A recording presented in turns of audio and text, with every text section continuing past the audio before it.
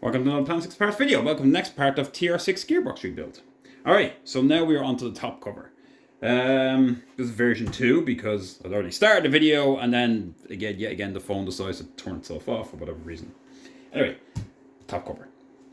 So, something to know about the top cover. There is different ones, so there's an early one, a late one. The quickest way to realize is the late ones have the holes down here, the selectors at the bottom, and the early ones will actually have them up top, up here. But can you mix and match? Absolutely, doesn't make a difference as long as you have enough holes for what you need. Either one for reverse, or two in this case for overdrive, and three at the top if you have an overdrive for an early one. Now, also the difference is because you didn't see me take this apart. The early one comes, this late one came with three core plugs in here. They're a push fit, and unfortunately you can't buy them anymore. So once you take them out, if you manage to butcher them to take them out, then you're not replacing them. You may be able to get them out. If you can get the right item to fit in and maybe pop them out, great. There's a good chance that if you're repairing or redoing your gearbox that they're probably shot. The trick I have to get them out, if you're willing to do it, if you want to replace them, is to drill them out. So what you do is, the cover that's up the top, the cover that sits up here, what you do is drill a tiny little pin pilot hole. I mean, the pilot hole will probably be smaller than the nozzle on this WD-40 can. And what you do is, when you do that, especially through the first, second, third, fourth, get a normal screw. Just any screw, just a general screw. And what you do is just simply drill into it. What it is under here you have a ball bearing, you have a spring. So the spring sits in the bottom, the ball bearing on top. And what happens is the screw will go beyond it. It will hit the ball bearing. It won't travel any further. And the core will actually stick to this and actually start going around. So this will actually pull it up as it goes through and actually just pop right out. Now, obviously, if you do it that way, the top is gone. You're going to discard it. You can do it for 1, 2. The last one for the reverse is a lot harder, and the reason why is that there's no ball bearing in there. There is a dowel that's shaped like a bullet. There is a spring that sits in there, and then there is a spacer on top. So that sits that way. Now, in an ideal world, you could drill through it and push down and grip onto it and go up. If you do the right size hole, it may work. Sometimes it's worked for me. Most of the times it hasn't, and I find myself butchering it to get it out. Yeah, a bit of a nightmare to get that one out. If you have an early one, then you're lucky you actually have screws. So you actually come with screws in them. So could you swap them over? Yeah, like I said, you can swap the covers over. It makes life easier if you happen to have one. If you don't, and you do have to drill them out or pop them out or whatever you want to get them out, other than push down, you will not come out that way. Then the simplest thing to do is you can actually make your own. So how do you make your own screws? Well, for me, all I done was really is I took the ones off another gearbox, and what I done was I got the tap and die set, and I simply just done the threads. So now I can just screw it in.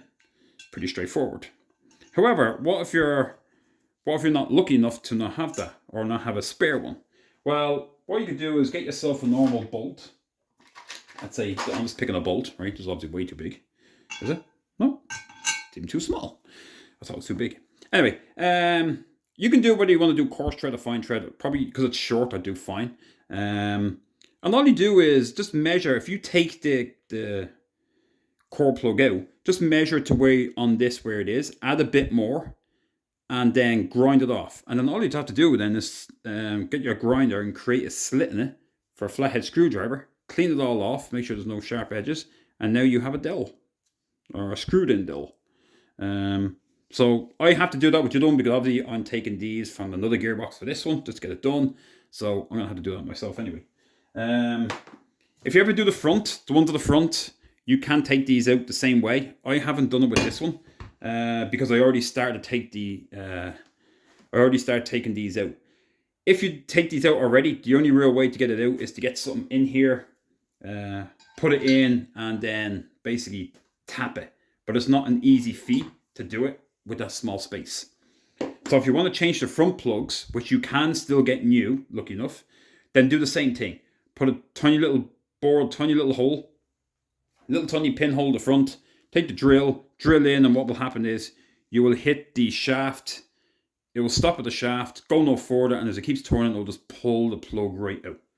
So again, that's if you're choosing to do it that way. You can replace them. They're pretty straightforward, but these are a little harder. So just bear that in mind if you want to go down that road. But if you take the 3 core plugs out the front, it makes it a lot easier to tap it out as you do it. So I should have included that, but it's, yeah, well, I'm already past that. All right, so now we're going to put it back together. So, like I said, I started this video and I managed to get this on already and I realized the camera wasn't working. And all I done was I put the 3 round O-rings back in, the rubber ones. I sprayed them with a bit of WD-40. You can put a little bit of a gearbox oil in it. You can put a bit of silicone spray, even a tiny bit of bearing grease if you want, just to keep the rubber from drying out. That's all. Oil should get in there, but in the event it doesn't, because I've taken some that were pretty dried up and seized. So just to keep them lubricated.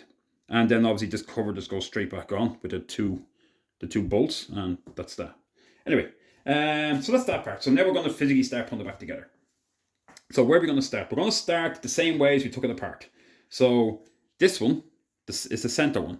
This is the last one to come out, because the other 2 have to come out before that, because it simply won't pass because the shape here.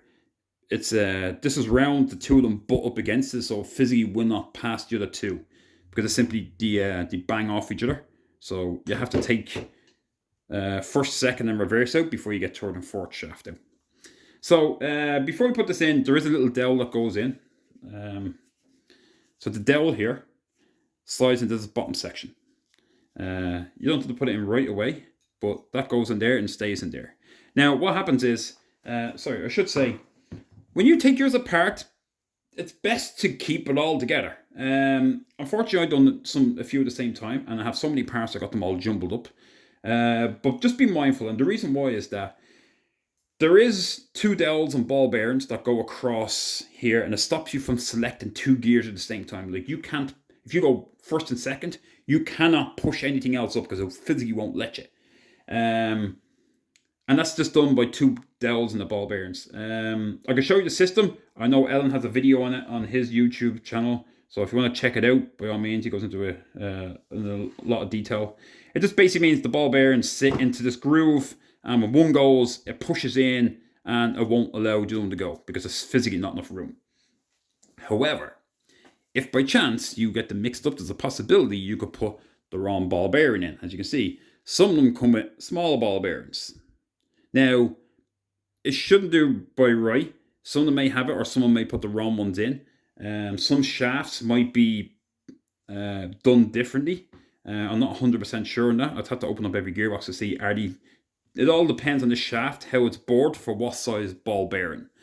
Anyway, if you put too small of a ball bearing in, what will happen is it will allow the 2 of them to go because the ball bearing can physically still fit down there. And then you'll realize that the gears are just going to get jammed.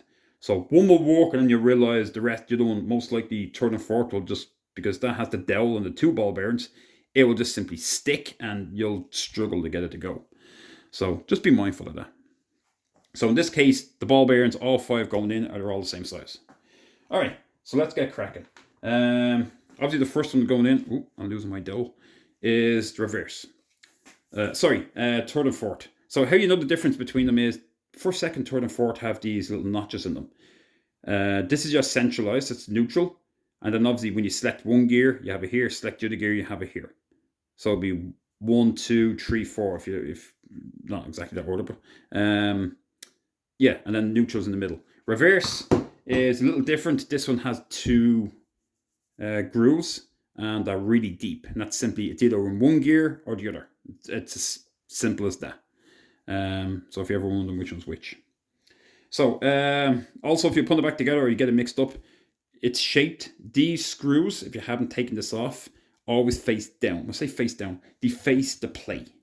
So you shouldn't be able to see them. You should see the bottom end of the screw, and that's how you know which side you're on. These should be facing upwards into this end. All right, so let's just start putting this together because I'm funny feeling the battery's going to die in the camera. All right, so it goes in first. Now, when I get to this point when I get up to here, what I'm going to do is I'm going to actually put in the forks. So you have 2 sets of forks. Again, in case you mix them up, one is really short, one is longer. Third and fourth, your middle one is the short one, the short fork. Short fork goes with the longer sleeve. Short, long. And then the other way around. Longer fork with the slightly shorter sleeve. And then the longest, if you want to call it a fork, the longest fork with the shortest sleeve. I hope you followed all that. Physically, you couldn't put the sleeves in because this is so long, it wouldn't fit anyway. So, if you remember, we're going to put the longest sleeve in first. Long sleeve. So now, oh sorry, I put them down, I have to measure them. Okay. It's not much in it. It's probably like half an inch, if that.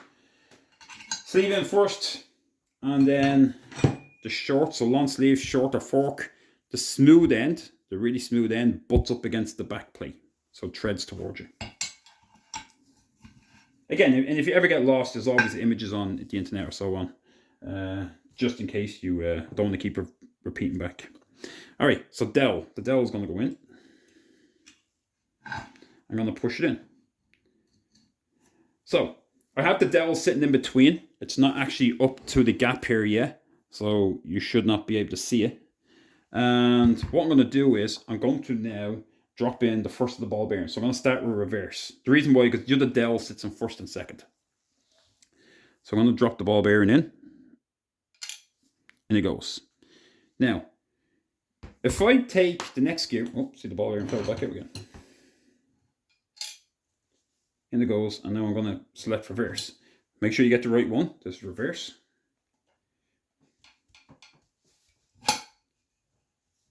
Now, if you noticed, it won't allow it to go. It won't move it because the problem is the ball bearing now is so big it won't slide, and that's the reason why the system works.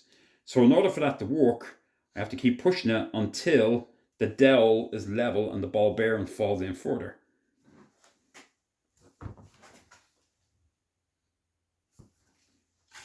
There it goes. So now, hopefully you can see. Now that's in, it's not going to go anywhere. We can see, I don't know if you can see the dowel there.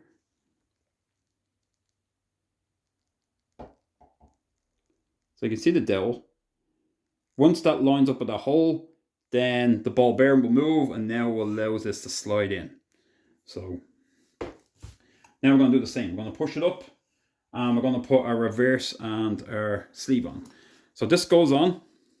This goes to the outside because that's what connects onto the arm for the reverse gearing, and that sits in here. So when it moves forward, that lever turns and it pulls the gearing across to select reverse. So this goes on first, and then the shortest collar. If you notice I haven't put any of the screws in, I don't need to put them in yet. All right. So I need a bit of a tap on this.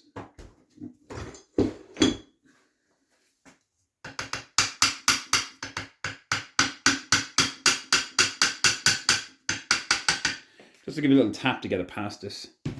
And that should go all the way.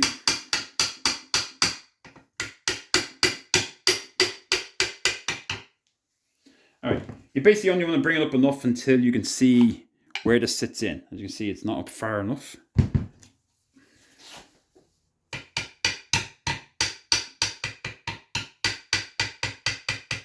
So, just enough that the threads line up to allow you to get the first of the screws in.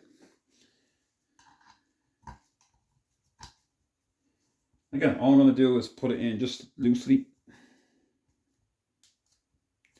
And if I look to the side, I have the slot there, and your sensor, your reverse switch, is what pops in there. So when that sits in the groove, and if you want to know how this works is, there's a ball bearing here, and that pushes in and out.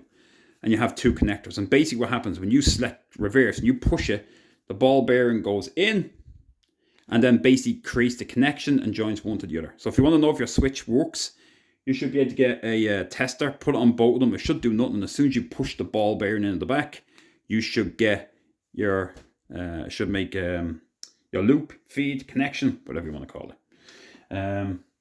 That's that one. All right. So now we're going to move on to the last one. So now we're going to turn it to the side again. And I'm going to drop in the second ball bearing. Oh, there it goes. So remember, it's still in line, so that should allow me to actually push in. Now, the first and second gear is the same. That actually has a slot for the ball bearing on one side, and the reason why it's rounded on one and square on the other is that, again, if you have a sensor, it uses the same way if you have one of these, so it sits in. So that's basically how it would work. It sit here, and as soon as you go past, it pushes in and makes contact. Okay, so this is going to go in. And again, it would only slide up if the rest of them are in the right position.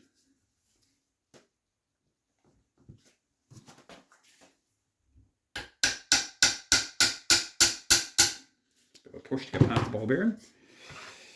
All right, so again, I have to remember to put the dowel in this one as well. So it's best to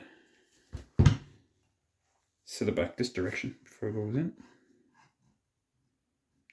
Now it's in. Now that it's in, the best thing to do to stop the dowel from falling out is to actually put the sensor in. So I'm just going to put this in quick, just loosely, just so to stop it from falling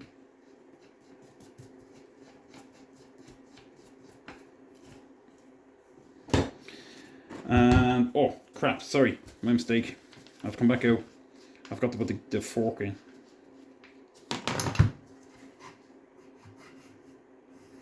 So I'll bring it back.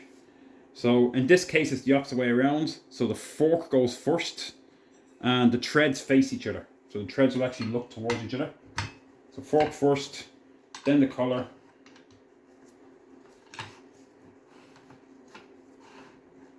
And it goes. And I'll put the sensor in just again, just to stop the dowel from falling out. And now we can put these in. Now again, I'm just going to put them in just quickly and loose, just for the sake of showing you, and then I'm going to button them back up later on, so I'll probably put some Loctite on it. After that, it's pretty straightforward. It's almost done. All we want to do now is, we have 2 ball bearings to drop in, 2 large ball bearings. And the 2 large ball bearings are going to drop in first and second, third and fourth. Then we have 2 large springs to go in, 1 large spring, 2 large spring. If you were to push fit, you'd push down, push down. In this case, we're going to screw it down. There's my screwdriver.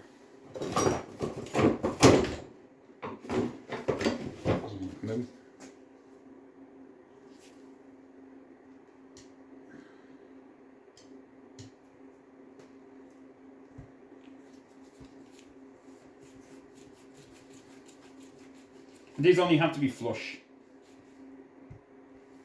If you tread down too far, there's no need to tread it all the way down, because the more tension you put on the spring, the harder it will be to move, because the spring needs to be able to move to allow the ball bearing to physically lift up.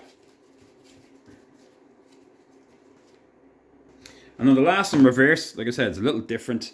So you have 1 dowel, 1 spring, 1 spacer,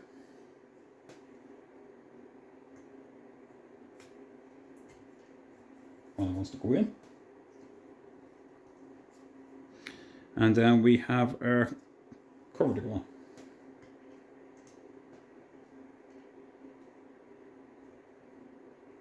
Again, there's 2 different styles of spring. There's 2 different. It is a smaller and shorter spring. However, some of the springs are a little longer than others, so just be mindful if you don't get them again mixed up. The shorter one obviously just compresses more.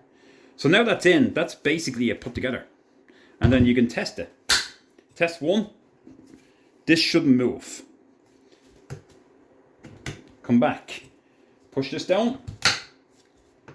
This one shouldn't move. You should not be able to change gear. This one move whatsoever. And again, do it backwards. Out it comes. It's in gear. This is not moving. Put in neutral.